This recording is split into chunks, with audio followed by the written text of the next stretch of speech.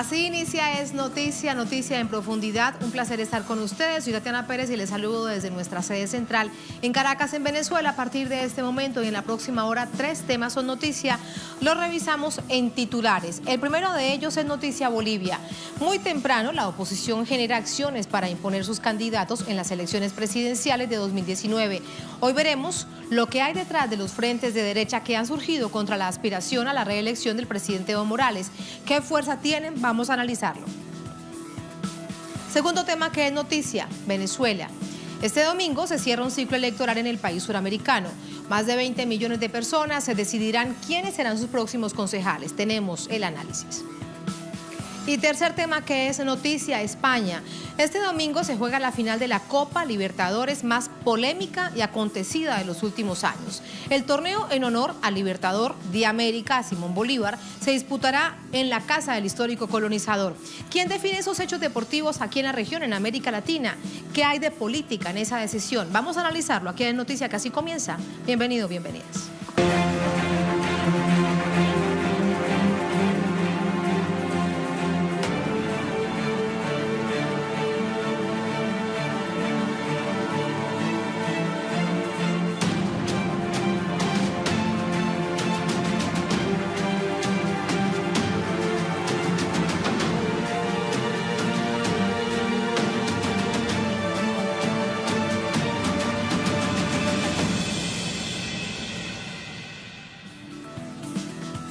En Noticia Bolivia, el presidente Evo Morales pedía a las autoridades este viernes, competentes tomar acciones sobre los responsables de la muerte ocasionada el pasado jueves, motivo de las manifestaciones violentas en Ribera Alta. Pese a lo ocurrido, la oposición dice que mantendrá estas medidas.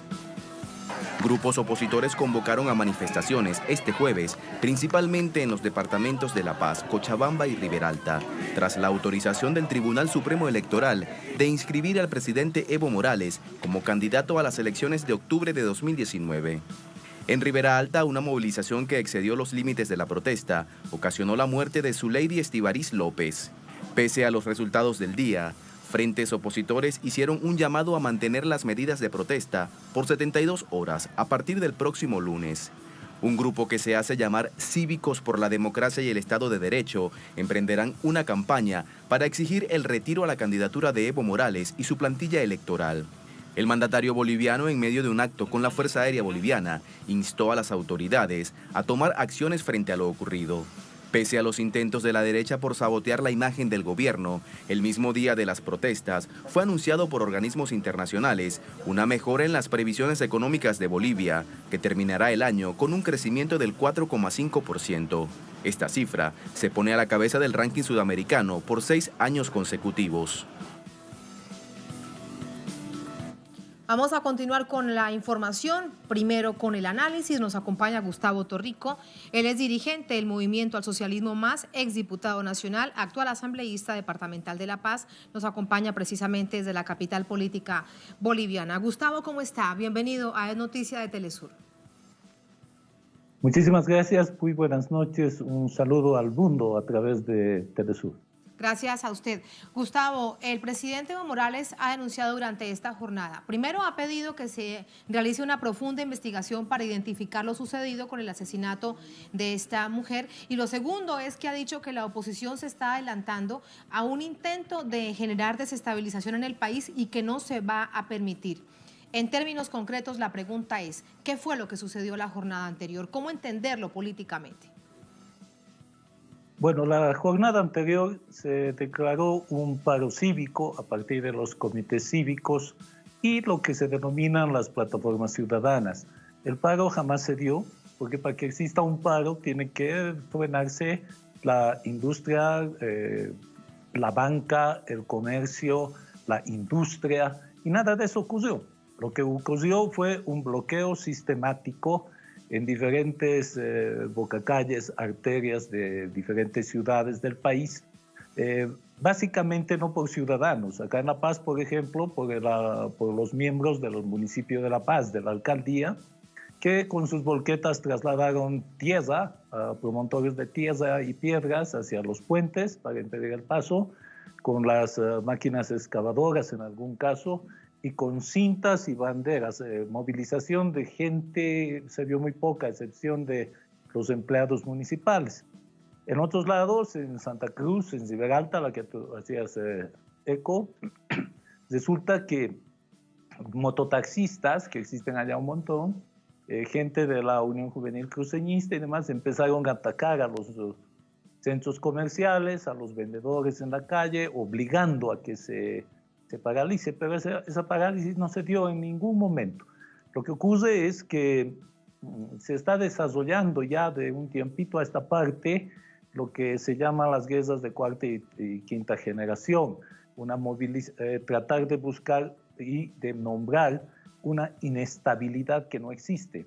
Ese discurso que viene desde el norte, por el cual se trata a los gobiernos legítimamente ganadores y establecidos, en el caso nuestro, con más del 63% de la votación, tenemos 2/3 al interior del Congreso Boliviano, de nuestra Asamblea Plurinacional, y se nos trata de dictadores.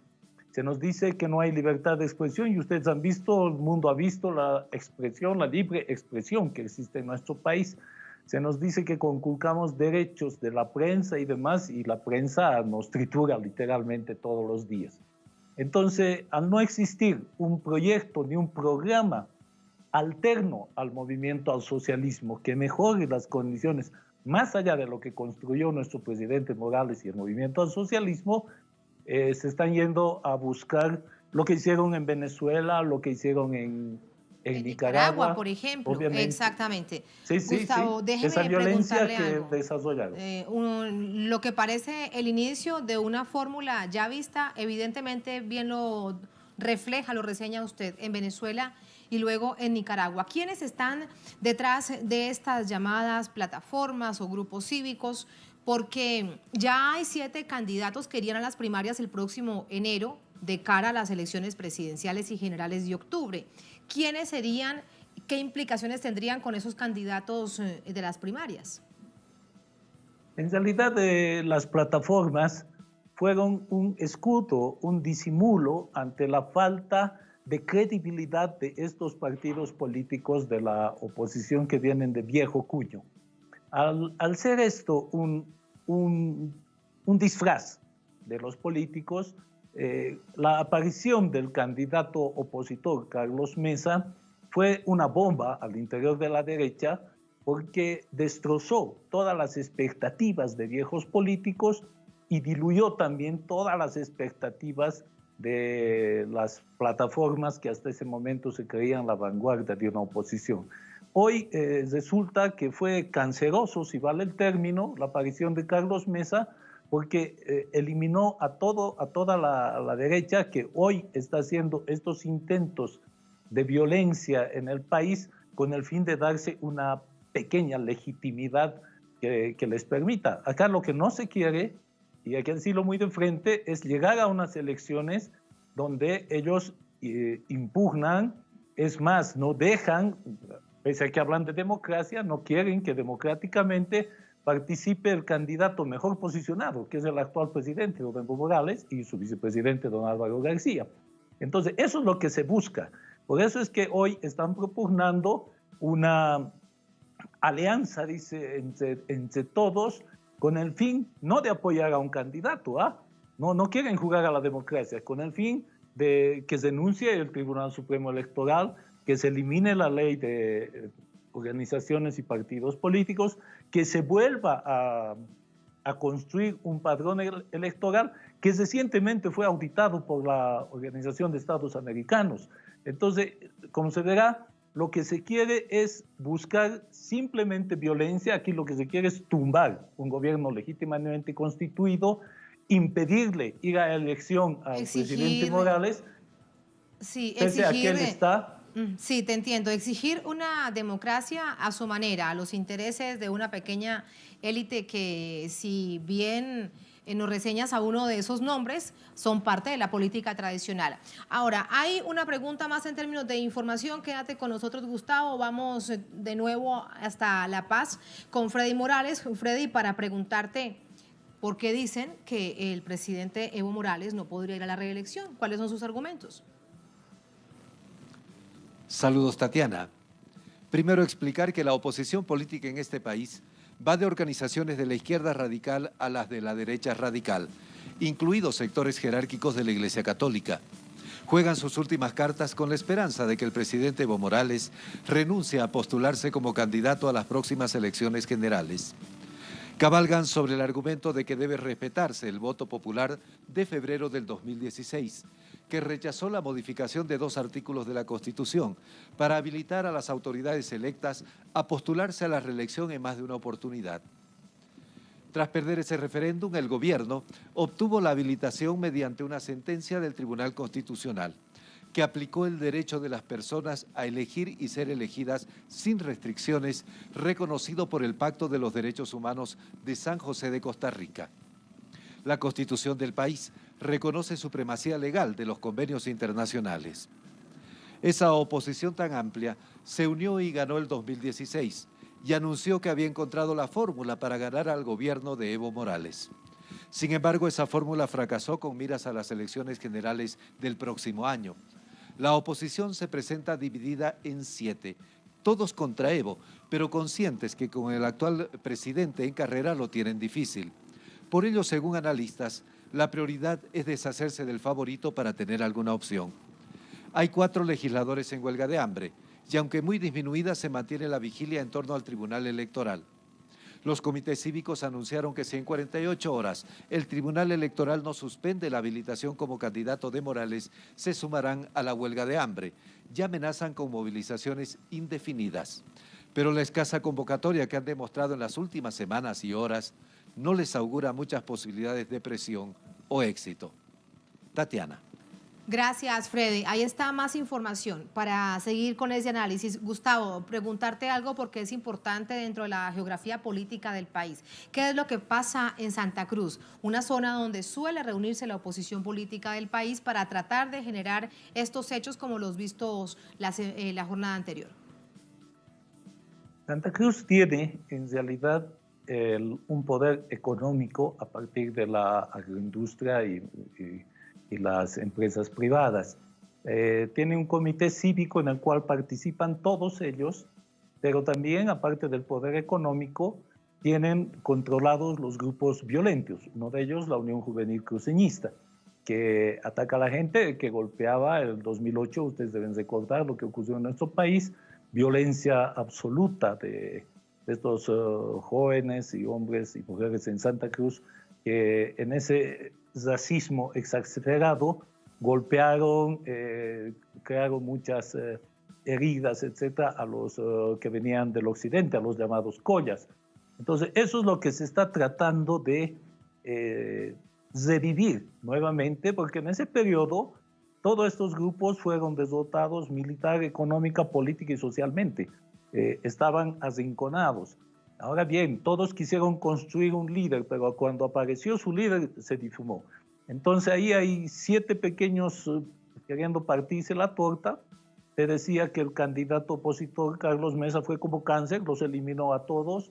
Hoy todos quieren sumarse, pero no a este candidato, porque saben que no les van a dar nada, sino más bien a destruir a este ritmo electoral que llevamos, esta democracia que la hemos conservado desde hace más de 30 años, y buscar la violencia para deshacerse del presidente. Aquí no es un tema ni siquiera de reclamo hacia una mala economía. Somos la mejor economía en Latinoamérica en el momento, tenemos un desarrollo muy fuerte, tenemos un PIB que crece, tenemos una inversión pública que ha saltado de 660 millones, que era lo máximo que habíamos obtenido en periodo neoliberal, a más de 9.500 millones en este momento. Tenemos unas reservas internacionales que alcanzaron los 15.000 millones, hoy obviamente por temas de inversión, etcétera, también han bajado a 10.000.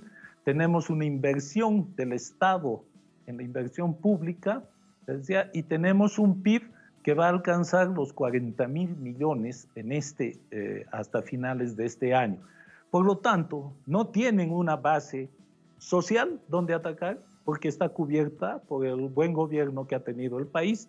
No tienen una falla en la economía, somos la economía que más crece y así lo dicen los organismos internacionales, y en lo político no tienen nada que ofrecerle Acá, pero sí queda claro si bien de lo que son capaces. Son capaces de ver, fíjate, en el referendo, de generar tal nivel de mentiras, ahora las conocidas fake news, no solamente en contra del presidente Evo Morales como la figura política, sino como un hombre con valores éticos y morales, con todo el tema de un hijo que aparecía, que no se había reconocido, luego se supo que todo esto había sido un verdadero engaño en contra del propio presidente. Es decir, se sabe, y no solamente en Bolivia, hay bastantes otros ejemplos en Venezuela, en Nicaragua, en Brasil, en Argentina, etcétera, etcétera, de cuando el progresismo se encuentra en el poder. El asunto de aquí en más es, primero, preguntarte por qué comenzó esto tan temprano si queda todo un año para elecciones. Esto hay que explicárselo a nuestra audiencia. Y lo segundo es cómo se blinda el movimiento al socialismo, cómo se blinda el gobierno, los movimientos que lo apoyan para evitar la provocación. Mira, comienzo por lo último. A la provocación no vamos a caer. Nosotros somos gente pacífica, democrática, que hacemos las cosas como las tenemos que hacer, con total transparencia.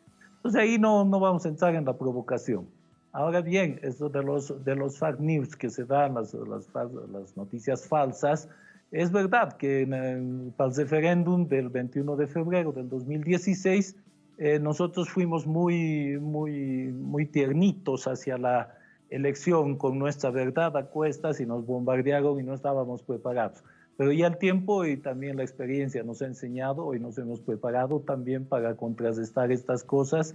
Pero lo que más tenemos es la verdad absoluta de lo que hacemos en nuestro país y la imagen de nuestro presidente como un hombre probo que ha sabido demostrar y ha sabido construir en nuestro país. Ese es nuestro escudo y se ha visto ayer en ese mal llamado paro, que solamente fue un bloqueo callejero, que la ciudadanía no apostó por ellos. Aquí el país se movió con total normalidad y hoy están intentando ir a una huelga indefinida. Dice, estamos en el mes de diciembre, nuestro país es comerciante, básicamente no tienen la fuerza necesaria. Yo creo que posteriormente, porque ya llegan las primarias, que son para el 26 de enero, todos están inscritos a las primarias, pues tendremos que ir a las primarias, tendremos que elegir los candidatos que tenemos y están utilizando este tema de mezclar.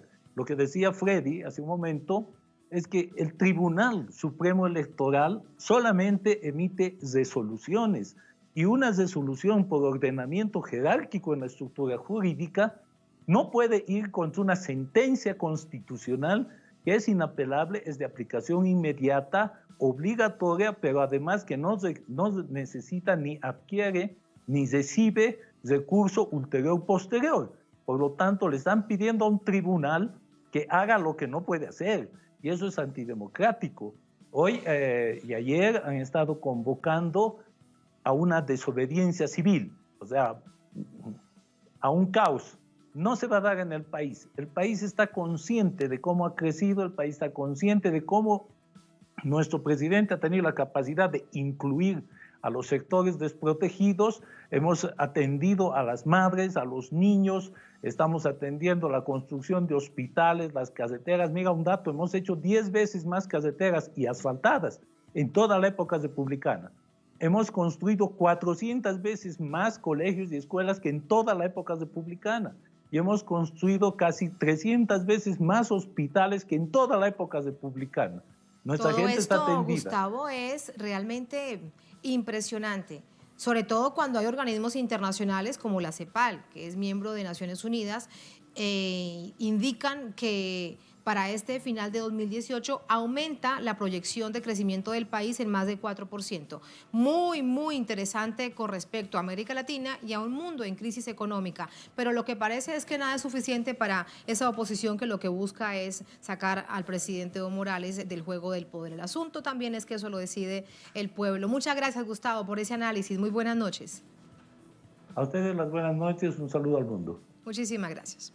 Así nos vamos a la primera pausa en esta emisión de Es Noticia. Al volver, es noticia Venezuela. Este domingo se cierra un ciclo electoral en esta nación suramericana. Más de 20 millones de personas decidirán quién serán sus próximos concejales. Los ojos de América Latina están puestos en un proceso que es local, pero es Venezuela y todo interesa. Ya venimos con esto y más, aquí en El Noticia.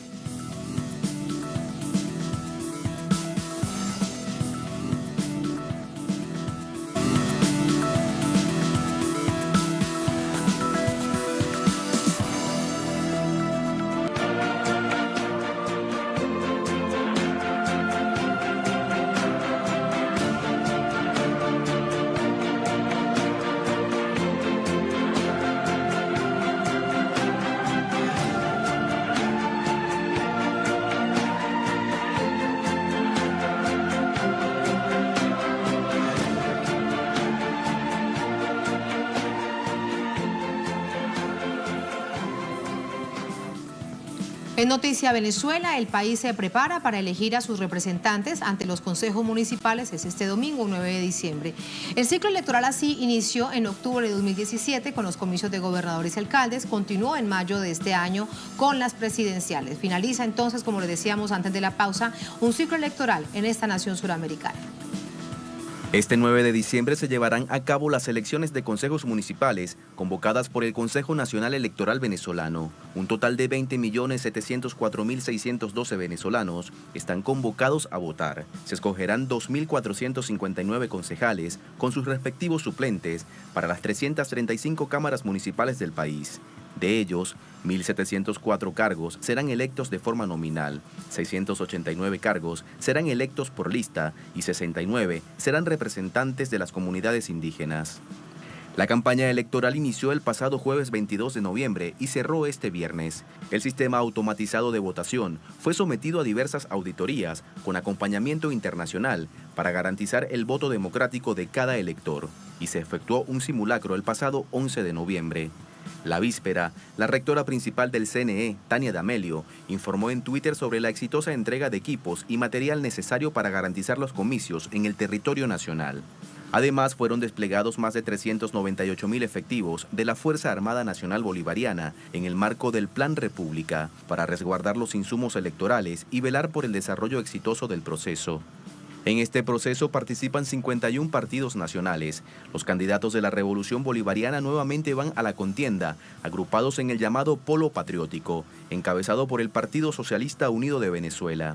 Mientras, la fracturada oposición venezolana se presenta con varios partidos, entre ellos el Socialcristiano Copey, Avanzada Progresista y El Cambio. Los partidos opositores Primero Justicia, Voluntad Popular y Acción Democrática quedaron inhabilitados para este proceso, al no postularse para los anteriores comicios presidenciales. El pueblo venezolano está familiarizado con los procesos electorales. El 20 de mayo de este año se realizaron las presidenciales, en las que fue reelecto el presidente Nicolás Maduro. En octubre de 2017 se eligieron gobernadores y alcaldes en todo el país, contienda en la que el PSUV se adjudicó 17 de las 23 gobernaciones en disputa. Con las municipales se cierra un nuevo ciclo electoral que da cuenta del escenario democrático que impera en la nación. Más información de este fin de semana, de la agenda, de cómo será este proceso, que ha dicho lo último del Consejo Nacional Electoral, con Luis Tavera desde nuestra sala de redacción. Hola Luis, muy buenas noches. Y de eso te preguntamos, ¿listo el país para este proceso electoral? Hola Tatiana, te saludo a ti y a la audiencia que sintoniza en las pantallas de Telesur a esta hora. La elección número 25 se desarrollará acá en esta nación suramericana este domingo 9 de diciembre. Hay varias claves que llaman mucho la atención, tanto en los medios de comunicación nacionales como en los internacionales. Los venezolanos resaltan la cultura democrática que impera en Venezuela, ya que se han llevado varios procesos electorales, pero este proceso electoral específicamente lo han dicho analistas, lo han dicho también algunos periodistas, que aquí en Venezuela no se caracteriza por tener una amplia participación. Sin embargo, estas elecciones de concejales y concejalas se desarrollan en un contexto bien particular en Venezuela en la actualidad, en un contexto donde los venezolanos ahora más que nunca manifiestan su postura de seguir defendiendo su democracia, su soberanía, economía. Es un país que ha sido atacado directamente con acciones injerencistas y también sanciones unilaterales que desde el gobierno de este país han mantenido su postura de denuncia a lo que pretende desestabilizar las políticas de Venezuela. Son más de 20 millones de venezolanos que están llamados a votar este domingo para seguir en el avance y elegir a los postulados para los representantes de las diversas cámaras municipales en los municipios. Los concejales y concejalas de acá de Venezuela son los encargados de llevar directamente el cumplimiento de las leyes y también de las directrices que imparten desde las alcaldías de todos los municipios del país. Los venezolanos se los caracterizan como la mano derecha de todas las comunidades para poder seguir en el avance de este gobierno, de los gobiernos municipales, de los gobiernos locales. También el CNE ha dado datos importantes que esta elección también contará con la logística tradicional, una logística que integra protección de seguridad, el despliegue y supervisión por el Plan República, que es un plan integrado por las fuerzas militares de Venezuela, como también el acompañamiento de veedores internacionales, y también desde el gobierno nacional se está muy atento de lo que pueda suceder en estos comicios municipales a desarrollarse este 9 de diciembre, Tatiana. Con toda tranquilidad avanza entonces este proceso, nuevo proceso electoral en Venezuela. Gracias, Luis, muy buenas noches. Buenas noches. Buenas noches. Así vamos con el análisis. Para ello nos acompaña Enrique Tineo Suquet. Él es abogado, constitucionalista, fundador del Grupo Comité de Defensores de la Constitución, CODECOM. Doctor Tineo, ¿cómo está? Tatiana, buenas noches y bienvenido a Es Noticia de Telesur. La importancia en términos internacionales no sería mayor, no estarían los ojos puestos en una nación, porque se trata de un proceso local sobre el que hay amplísima tranquilidad, como han dicho todas las autoridades y la población, pero es Venezuela. ¿Por qué importa? Venezuela viene estando en el ojo del huracán desde hace aproximadamente 10 o 15 años, quizás un poco más, a raíz de la aparición del presidente Hugo Chávez en el escenario político mundial. Además de ello, Venezuela ha representado una lucha de parte de los pueblos, sobre todo del sur, pueblos del sur, con relación a toda esa refinanciarización que se pretende dar como una expresión del neoliberalismo. No olvidemos la derrota al ALCA por parte del presidente Chávez, el presidente Kirchner, el presidente Lula en su momento, y ahora en la actualidad Venezuela, bajo la presidencia de Nicolás Maduro, igualmente está siendo atacada por todo ese conjunto de lo que nosotros denominamos la pretendida hegemonía mundial. Entonces, por supuesto, como un proceso eleccionario es una de las fases de la secuencia democrática, de la democracia deliberativa, de la democracia participativa y protagónica, que son 4 fases. Es elegir, representar, deliberar y decidir. Este momento que tenemos ahora es el momento de elegir. Y es fundamental porque el municipio es la unidad primaria nacional. Así está consagrado en nuestro texto fundamental. Nosotros tenemos una estructura de los poderes vertical, que es el poder nacional, poder estatal y el poder municipal. Reitero. Y allí también en cada uno de los municipios, en la misma estructura política, me refiero a las fuerzas políticas del país, ¿cómo se enfrentan en este momento los partidos de la derecha, de la extrema derecha y el progresismo, la izquierda, que se han unido alrededor del Partido Socialista Unido de Venezuela? Sí, hay un detalle muy importante con relación a la oposición. La oposición tiene sus expertos nacionales e internacionales. Hay lo que se conoce como los famosos tanques de pensamiento que han estado desde hace tiempo pues enfilando todo su conocimiento hacia este proceso político que se vive en Venezuela, y ellos saben que estas fases de las que yo hablé de la democracia son fundamentales. Por eso es que ellos siempre han establecido la estrategia de no acudir a los eventos electorales. ¿Por qué? Porque le estás eliminando una de las fases a la secuencia democrática. Es nada más y nada menos la fase de la elección. La fase de la elección. Y eso busca deslegitimar. Pero en la acera contraria, las fuerzas progresistas, el proceso bolivariano de cambio. Sin embargo, en todos los procesos, el que reseñábamos de 2017, estos de 2018 y ahora con el fin de este ciclo electoral en Venezuela, siempre ha participado la oposición. Una parte. Con nuevos rostros, con otros nombres, pero es la oposición. Como una especie de accidente en esa estrategia. Y se han dado unos resultados al extremo que nosotros llegamos a tener un resultado donde el chavismo perdió unas elecciones parlamentarias. Eso forma parte, pues, del juego democrático. Llama poderosamente la atención que el doctor Henry Ramos Alup hace cosa de un mes y medio o 2 meses decía textualmente: yo ando en la onda electoral.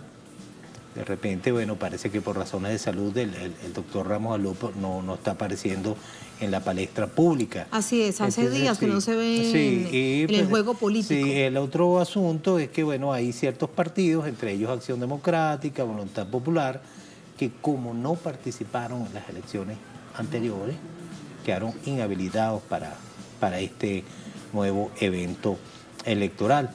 Pero lo que quiero siempre destacar es ese aspecto que ellos atacan, es la falta de legitimidad, según de ellos, porque ellos no acuden al evento electoral, pero resulta que no son ellos.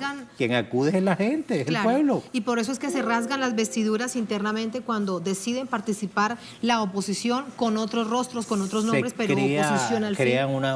Tienen unas crisis, tienen en este unas momento cuestiones hay internas, esa crisis. Por supuesto, porque pareciera que no hay un consenso en relación a esa estrategia. Porque la estrategia es mantener la matriz de que el presidente Maduro es un dictador. Por supuesto, es una supuesta falta de legitimidad. Pero resulta que una cosa es que una organización política no acuda a un evento electoral, y cosa muy distinta es que las personas, la sociedad, el pueblo, organizado o no, acuda a ese evento electoral. Claro. ¿Ves? Son cuestiones que tienen un asunto muy fundamental en el juego democrático, porque tienen que ver precisamente con la participación y el protagonismo democrático. Yo creo, o mejor dicho, estoy convencido que la democracia participativa y protagónica debe ir avanzando hacia una democracia decisoria. ¿Cómo es eso, doctor Tito? Bueno, porque nosotros... ¿Cuál es la diferencia entre la democracia participativa y protagónica? ¿Cómo se vive de manera inédita en Venezuela en términos de nuestro continente a esta decisoria? Porque con el proceso constituyente que inicia y lidera el presidente Hugo Chávez, pasamos del estadio de la democracia representativa a la democracia participativa y protagónica. Pero como la Constitución es viviente, hay una dinámica social, política, histórica y cultural que no se detiene, es necesario que avancemos hacia una democracia, además de participativa y protagónica, decisoria. Nosotros somos participativos en los aspectos del sufragio, somos protagónicos en el aspecto referendario, somos protagónicos en los procesos de autoorganización de las comunidades, CLAP, consejos comunales, comunas, etcétera, al extremo que ya están normadas legislativamente. Hay un conjunto de leyes al respecto. Pero es de fundamental importancia también destacar que estas elecciones para el próximo domingo se van a hacer en un momento constituyente. No podemos olvidar que estamos en una fase o momento constituyente, que ha sido de fundamental importancia. Que de hecho la Asamblea Nacional Constituyente, bien recordamos, es la que autoriza la realización de este proceso electoral. Sí, porque todos sabemos que las asambleas constituyentes tienen unas características que son supremas, son originarias, en fin, son las que pueden iniciar el proceso del cambio o instaurar una nueva constitución o un nuevo pacto, un pacto societal en nuestro país. Eso es importante. ¿Por qué? Porque fíjese usted, hay un proceso democrático, digamos que normal, de los procesos normales eleccionarios, pero hay un proceso constituyente que no impide, que cohabita con esos otros procesos democráticos institucionalizados. Pero ¿qué es lo que sucede? Que esta Asamblea Nacional Constituyente ha sido sui generis, porque esta Asamblea Nacional Constituyente ha ayudado a la gobernabilidad. No olvidemos, a la tranquilidad del país. por Recordemos supuesto, el momento en que nace. Exactamente, pero ya estamos a punto de ingresar en la fase propia o tradicional de una constituyente, que es la deliberación, la discusión, la decisión del nuevo texto fundamental. ¿Hacia dónde vamos a ir? ¿Cómo nos vamos a constitucionalizar? ¿Cómo nos vamos a conformar como sociedad? ¿Cuál va a ser nuestro pacto hacia el futuro? En ese sentido, hay una retroalimentación entre el proceso constituyente y los procesos eleccionarios. Porque las democracias no se fundamentan exclusivamente en los procesos eleccionarios. Hay una... Sin duda, es algo mucho más profundo. Hay estudiosos que critican, lo hacen con énfasis de crítica, en lo que se conoce como democracia electoral, que termina en una especie de mercadeo electoral. De allí que hayamos Pero de tenido... eso sí que conocemos en América Latina. El caso Macri es el caso Macri, el caso Piñera, el caso Duque en Colombia. Incluso se presenta bajo una especie de show business. En vez de ser un debate ideológico, hay una especie de el político como espectáculo. No el político como el hombre que va a debatir, el hombre dialéctico, o ojalá sea el hombre prometeico, ¿no? También. Entonces eso es importante también resaltarlo, porque ese es un aspecto que está atentando contra los procesos democráticos en la región. Y hay que estudiarlo, hay que analizarlo, hay que debatirlo en profundidad. Pero Venezuela ya dio un paso hacia adelante con respecto a ese uso del pueblo para que vaya y vote y después me olvido de ti. El proceso eleccionario de la Asamblea Constituyente ha sido muy, pero muy, muy interesante. Creo que aún no lo hemos estudiado en profundidad, ya tendremos tiempo de hacerlo, pero ha sido muy interesante en ese sentido. Fue un llamado casi intempestivo, no hubo avisos del llamado y la sociedad reaccionó correctamente. Y reaccionó de manera masiva, no masivamente. Solo, sí, pero además de lo masivo, lo cualitativo. Por eso es que resalto pues la importancia de estas próximas elecciones dentro de un proceso constituyente que es fundamental para el futuro. Muchísimas gracias, doctor Tineo. Con esta placer. reflexión lo despido. Un placer y muy buenas noches. Que tenga buen fin de semana. Igualmente. Regreso con ustedes a la mesa para compartir más información a propósito de Venezuela, porque también este proceso eleccionario se da en el momento en el que el presidente de la Nación realizaba una gira, y tenemos acá sus conclusiones. Presidente Maduro, Venezuela termina un año exitoso en la geopolítica mundial. El presidente Maduro destacó que el país finaliza el año con éxito en ese contexto en la geopolítica mundial. Durante una declaración a la prensa para ofrecer un balance de la visita a Rusia, el presidente ratificó los acuerdos alcanzados con el país euroasiático en materia financiera, de seguridad y comercial. Apuntó que Venezuela tiene que seguir abriéndose camino en el mundo de relaciones firmes, sólidas y de respeto. En ese sentido, señaló que sus reuniones con sus homólogos de Rusia, Vladimir Putin, y de Turquía, Recep Tayyip Erdogan, demuestran que la diplomacia es el camino. Más información que ustedes encuentran aquí en www.telesurtv.net. Así nos vamos a la segunda, última pausa en esta emisión de Es Noticia. Al volver, Vamos a salir de América Latina, pero el tema que viene tiene todo que ver con América Latina. Es noticia España. Este domingo se juega la final de la Copa Libertadores más polémica y acontecida de los últimos años. El torneo, paradójicamente, en honor al Libertador de América, se disputará en la casa del histórico colonizador. ¿Quién define esos hechos deportivos de América Latina? ¿Qué hay de política en esa decisión? Vamos a verlo al volver en Es Noticia.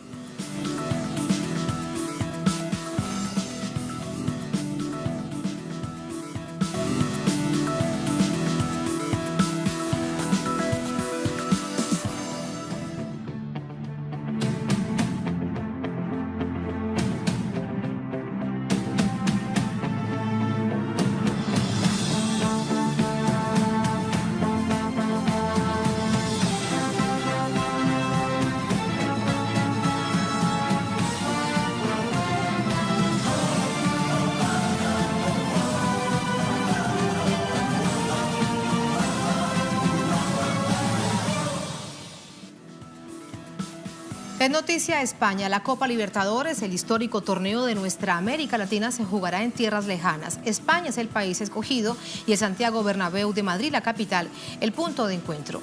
Sin toda su fanaticada, River y Boca jugarán la final aplazada en Buenos Aires el 24 de noviembre pasado, debido a los graves incidentes de violencia generados por las barras bravas y la falta de control de organismos de seguridad de la nación y porteños.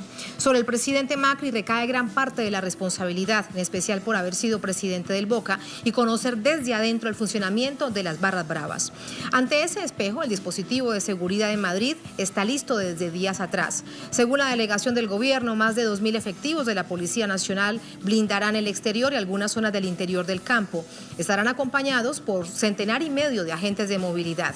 En el aeropuerto de Barajas, el aeropuerto internacional que le sirve a Madrid, la seguridad es igual de alta. La Policía Nacional tiene un dispositivo extra para evitar que los aficionados calificados de peligrosos, según una lista enviada por las autoridades argentinas, puedan ingresar a la nación.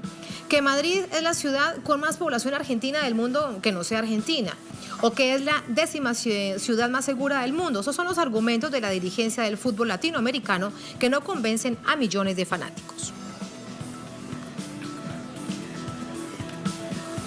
¿Y por qué no convencen esos argumentos? Es lo primero que vamos a preguntarle a nuestro invitado. José Antonio Lizana, cronista deportivo, ha escrito varios libros sobre deporte. El último de ellos, de reciente lanzamiento, lleva por nombre Pisando la Pelota, nos acompaña desde Santiago de Chile. Hola José, ¿cómo estás? Bienvenido.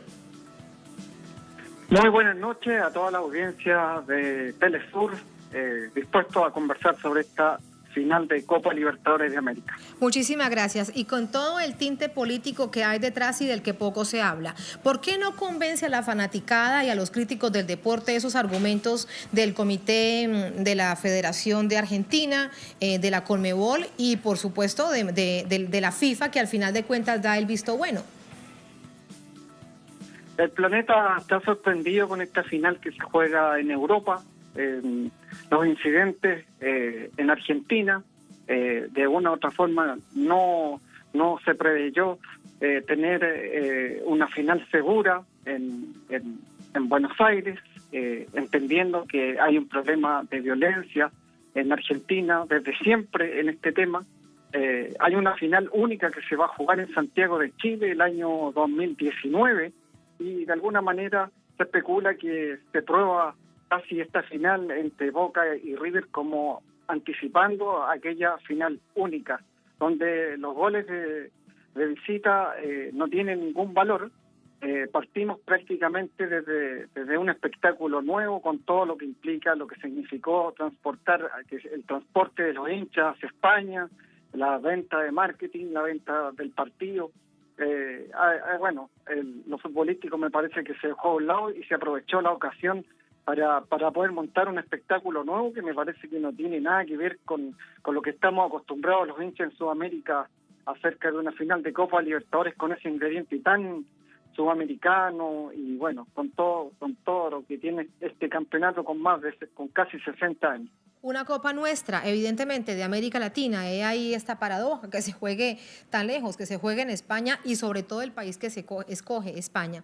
Ahora bien, José, hay señalamientos muy claros con respecto al gobierno nacional, más allá del gobierno porteño, me refiero al del presidente Macri, porque él había sido presidente del Boca. Él incluso hay referencias del año 2000, 2005, cuando él era ya presidente del Boca, de su relación muy cercana con las dirigencias, digamos, con los representantes de esas barras bravas, así que él conocía exactamente cómo se mueve eso desde adentro. Evidentemente que hay una cercanía de Macri con el fútbol, por supuesto, conoce todo, como decimos por acá, el teje-maneje de este deporte. Los vínculos políticos también se habla acerca del presidente de Real Madrid, que también pretende limpiar un poco la imagen de una campaña no tan positiva del cuadro merengue en esta temporada, y esta final de Copa Libertadores en el Estadio Santiago Bernabéu también tiene que ver un poco con una limpieza de imagen de un club que no ha tenido un buen pasar en este campeonato. Bueno, mucha gente está sorprendida con esta final y dice que es la única que se ha jugado fuera del continente, pero se jugó en México en 2001, en 2010 también, en 2015, Cruz Azul con Boca, Tigres con River Plate, el Chivas de Guadalajara con el Internacional de Porto Alegre. Hace rato que esta final netamente sudamericana ha perdido un poco ese color, ese tinte, con los equipos que vienen de México. Y bueno, hoy día tenemos una final en España que es lo más curioso, y me parece que también están apostando a esta final única con una televisación mundial, con unos recados sorprendentes, y bueno, el presidente de Conmebol buscaron un gran negocio, pero ¿quién lo hizo? Al final de cuentas, ¿hacia dónde presionó la balanza? La Conmebol se dio por la FIFA, cuando Gianni Infantino dice que sí, que será en España, que le parece bien. Al final de cuentas, en la política, ¿quién gana ante una situación de estas?